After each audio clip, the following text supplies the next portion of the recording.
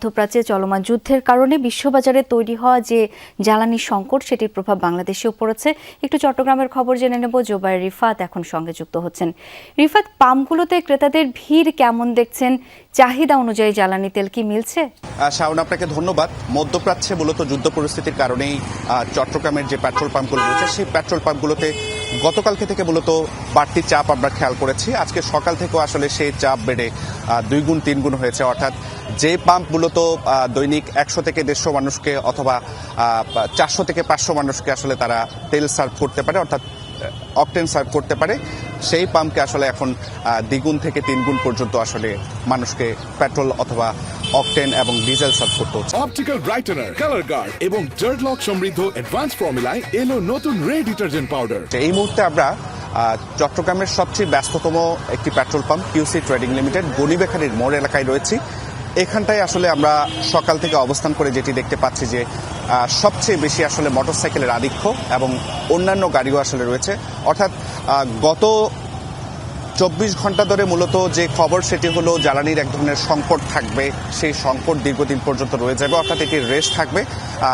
সেটির জন্যই মূলত মানুষের মধ্যে জ্বালানি তেল মজুত করে ফেলার যে ব্যাপারটি সেটি আমরা খেয়াল করেছি এবং শহরের সবগুলো পেট্রোল পাম্পে কিন্তু এটির একটা বিরূপ প্রভাব পড়েছে। এবং সাধারণ মানুষের সাথে আমরা কথা বলেছি, তাদেরকে জিজ্ঞাসা করেছিলাম যে তারা মূলত আসলে কেন তেল মজুত করে ফেলছেন। তবে ভোক্তাদের মধ্যে সেই একই ধরনের উত্তর। তারা মূলত যেটি বলছেন, তারা কোনো ধরনের সংকটের মধ্যে পড়তে চান না, তারা কোনো ধরনের সংকটে থাকতে চান না। ফলে যার প্রয়োজন 2 লিটার অকটেন, সে মূলত এখন 4 লিটার অকটেন নিচ্ছে। যার 4 লিটার প্রয়োজন সে তার দ্বিগুণ করে দিচ্ছে। অর্থাৎ বলা চলে যে মানুষের মধ্যে এক ধরনের আতঙ্ক বিরাজ করছে জ্বালানি সংকট নিয়ে। অন্যদিকে আমরা বাংলাদেশ পেট্রোলিয়াম কর্পোরেশন সূত্রে জানতে পেরেছি মূলত 2টি জাহাজ ইতিমধ্যে তেল ভর্তি করে চট্টগ্রাম বন্দরে নোঙর করেছে। অর্থাৎ বলা চলে যে কোনো ধরনের ঘাটতি নেই, সরকারের তরফ থেকে সেই ধরনের তথ্যই মিলেছে। কিন্তু মাঠ পর্যায়ের বাস্তবতা একেবারেই করুন। ক্যামেরার ফ্রেমে নিশ্চয়ই দেখতে পাচ্ছেন একেবারে দীর্ঘ 1-2 কিলোমিটার 1.5 কিলোমিটার পর্যন্ত আসলে গাড়ির লাইন পড়ে গিয়েছে। প্রাইভেট কারের চালকরা মূলত এখানে ভিড় করেছেন মূলত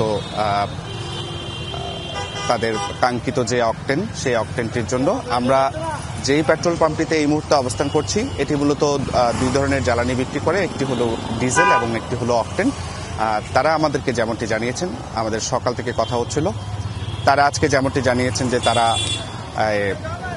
আজকে কোনো ধরনের ডিজেল বিক্রি করছেন না, আর তারা শুধুমাত্র আজকে অকটেন বিক্রি করছেন বলে তারা আমাদেরকে জানিয়েছেন।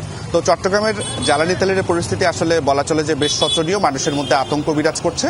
কিন্তু কর্তৃপক্ষ থেকে আসলে আমরা যেই পেট্রোল পাম্পটিতে রয়েছি সেখান থেকেও আসলে বলা হচ্ছে তারা তেল দিতে আসলে কোনো ধরনের কার্পণ্য করছেন না।